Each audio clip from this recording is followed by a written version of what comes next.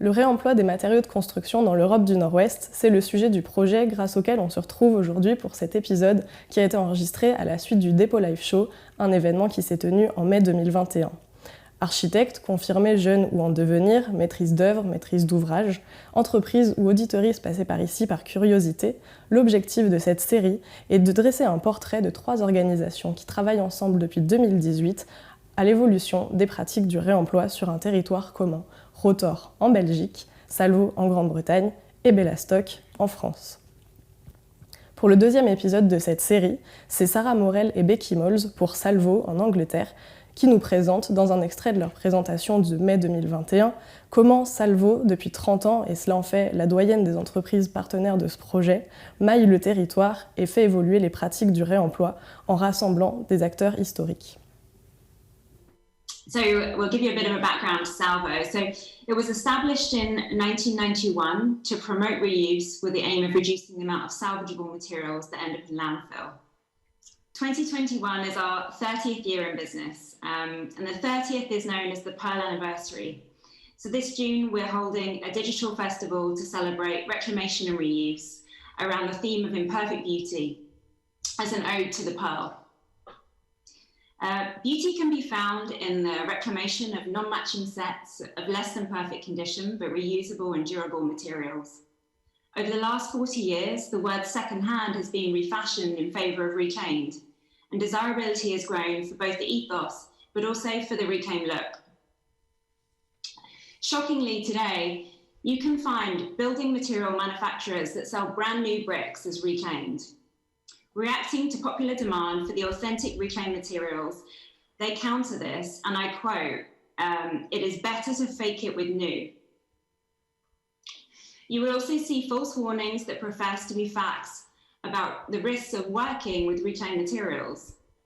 So we are fighting back, and one of the major deliverables that Salvo will be contributing to the FCRBE project is a truly reclaimed label. This will allow customers to cut through the industry smokescreen and tell the difference between authentic material versus an imitation. Our scheme will expose this fraudulent behaviour and increase the visibility and representation of these products and promote ethical dimensions of reclamation and the sector. The look is obviously just one part of the sensory difference that you get from reclaimed materials. And whether it's the fact that they are more likely to have been handmade or the hands that have carefully cleaned and prepared reclaimed materials for reuse, the humanity of truly reclaimed materials sets them apart. Like us, they have a past, and we believe they're ready to bring that experience to your project. So one may try to replicate the look, but truly reclaimed materials feel different. So hopefully you're seeing the first salvage directory that Salvo released in '91, and Thornton Kaye, the man that created it and connected, literally. So this is Thornton Kaye. He founded Salvo as a directory for reclamation dealers to connect the trade and to really just to make it easier for people to find places to buy architectural salvage and reclaimed building materials. Rewind to the 1970s, we'll take you on a bit of a history tour as well. So Salvo's story began as a reaction to the UK demolitions of the time, when masses of reclaimable architectural features were destroyed. During the peak of the demolitions of the 60s and 70s, something like 24 million tonnes of unique timbers were lost. For some that witnessed the waste, it spurred a need to rescue materials, and their pioneering businesses established the reclamation scene that we recognise today. Thornton was early to publicise the environmental benefits of saving endangered architectural salvage, and aged just 23, he co-founded the Comtech Cooperative and organised the first international green building and alternative technology fair. Reusing materials gathered from their building work, the projects and multiple craft workshops inspired curious customers, which was when the reclamation yard naturally developed. Thornton established Walcott Reclamation with Rick Knapp in 1976, which became a destination for everything from fine architectural antiques to reclaimed building materials. At the time, unbelievably, a Georgian fireplace being trashed in the skip was a common occurrence, and Rick and Thornton would regularly go around and rescue them.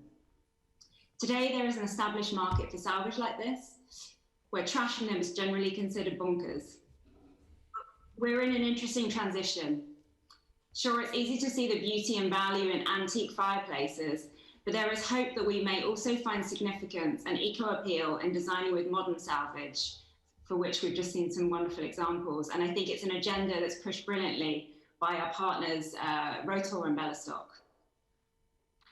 So initially a dealer directory, Thornton left Walcott to grow Salvo with monthly magazines and also launched the marketplace to connect people online, which helped the movement just grow even more globally. Now it has a 4,000 strong worldwide directory of salvage-friendly businesses. The Salvo Code was established in 1995 to offer confidence for buyers.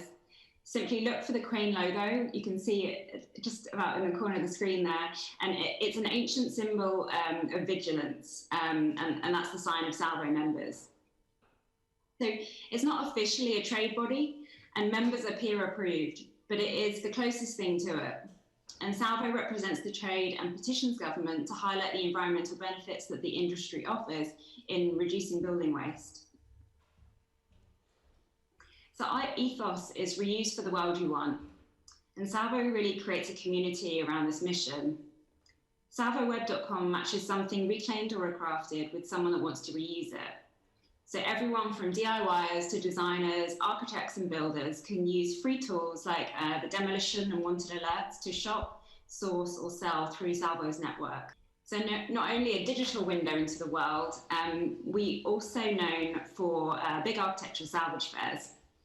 And in the past, a single fair has gathered a record 1,300 tons of reclaimed salvage and antique items. And this June, we're hoping to virtually gather even more at Salvo Fest of Imperfect Beauty. The Salvo Fair pictured returned to Thornton's original ideas with Comtech. And this was when I first got involved with Salvo to really bring together a holistic green living festival that encompassed the lifestyle of reuse. So here you can see Douglas McMaster, a zero waste chef behind the restaurant Silo, and also upcycled reclaimed fashion. Salvo fairs have featured large iconic pieces of salvage history, including London's Westminster Bridge, which is pictured here, and the Baltic Exchange, which subsequently actually sold on Salvo Web. At the time in 2006, it was the largest chunk of architectural salvage to be advertised for sale and sold via the internet. Originally, it was the last remaining exchange floor in the City of London. And if you know London skyline, then you'll know the office building known as the Gherkin, which you can just see behind this image here, that now stands in its place. And in front, you'll see Mark McGowan, artist in residence at the Salvo Fair in 2006, who actually travelled 64 kilometres head over heels from the Gherkin to the fair's location in Hertfordshire. It took him just over 2 weeks, and with him he had a reclaimed door and 4 reclaimed bricks to campaign for reuse before recycling. We're not going to give the artist credit for the policy changes and EU Waste Hierarchy Directive, but this was just a few years before it came into place and prioritised reuse over recycling. It's impossible to generalise, but this last year was broadly strong for the reclamation trade in the UK and Ireland, particularly with demand from private homeowners that were keen to build and adapt their living environments, and I think with a little more consciousness for the environment with the materials that they chose. Which leads us to the reason we're here, to show and celebrate the vast UK salvage scene that, despite this year's successes, remains underutilised by mainstream construction. So we want to share some examples to showcase the diversity of the businesses we visited as part of the FCRBE project. Starting in Glasgow, Scotland, which will host the upcoming COP26, where we hope to share some of the FCRBE work and petition the UN and governments to measure the carbon benefit and mandate reuse in the built environment. Part of a network of 30 community wood recycling organisations in the UK, Glasgow Wood Recycling is a social enterprise which rescues between 700 to 900 tonnes of timber each year. Just a fantastic example of what the reuse economy can do for a city and also the local community.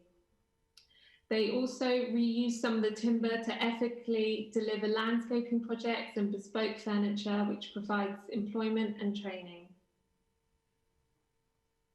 Unsurprisingly, Scotland's not short of a whiskey barrel, so Zero Waste Scotland funded Glasgow Wood Recycling to develop new ways to maximise the value of these end-of-life oak barrels, which typically end up being chipped for biomass or sent to landfill. Here you can see an example of the cladding they developed.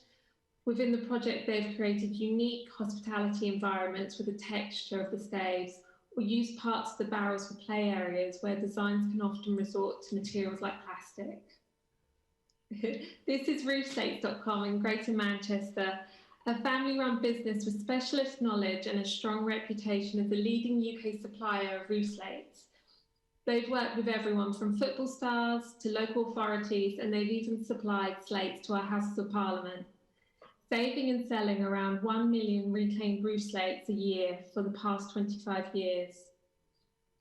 Salvo calculated in 2019 that the business saved around 650 tonnes of carbon dioxide annually, which is the equivalent energy needed to build 8 new houses using new materials or make 50 electric cars.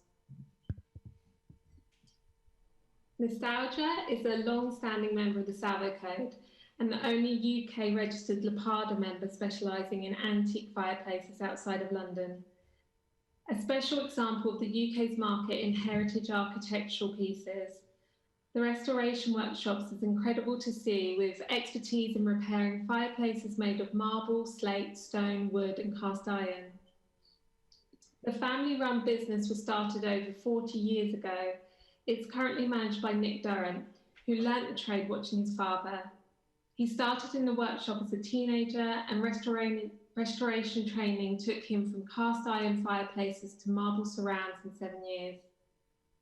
They stock close to 3,000 fireplaces, some dating back to the 18th century. The care they take in restoring them will ensure that they last, not simply for the next customer, but well beyond. Wilson's Conservation Building Products is a prime architectural salvage and design business in Northern Ireland. Large suppliers of antique and reclaimed floors, from parquet to woodblock flooring and planks. Wood flooring is a consistently strong stock category in the market, even when the choice of timber changes with the taste of time. Wilson's has supplied many fashion retailers as well as royal palaces. When writing about reclaimed materials and fashion environments, we particularly enjoyed the comparison a US dealer made between reclaimed wood and dad style, which is characterised by dads that don't supposedly follow trends. Reliable and nostalgic, reclaimed wood can conjure that same sentiment, being able to withstand fleeting trends and create authentic spaces. This female-run business, Ashwell's Reclaimed Timber, was one of the first visits we made. The yard holds massive stocks of old, rare, tropical and temperate hardwoods, salvaged from docks, wharfs and marine installations. With an on-site sawmill, timber bulks are resawn into usable structural timbers, floorboards and planking. From 1835 to 1935, Britain imported more than half the entire world's timber exports. Tropical hardwoods such as green heart and jarrah were imported from Africa, Australia and Guyana. Ashwells protect this heritage material. They work to make integration of their reclaimed timbers as easy as possible for landscape architects, designers and specifiers. They also offer CBDs to industry with guidance on sustainable design. In Salvo's first reclamation study in 1998, it was estimated that 2,400 tonnes of reusable timber was skipped in the UK daily. Of this, 240 tonnes was reusable tropical hardwood, which equaled 10 square miles of tropical rainforest a year. Next is London Reclaimed Brick Merchants, as the name suggests, is a leading supplier of reclaimed bricks, as well as stone and roofing material throughout London and the UK. We visited their Buckinghamshire site as they were in the process of relocating their London yard. Most salvage materials are reused in cities, but many of the city reclamation yards have been closing or migrating out to more rural areas. London Reclaimed Brick Merchants bucks this trend by staying within the city, which alleviates some of the pressure on the road transport while also providing job opportunities to the local area.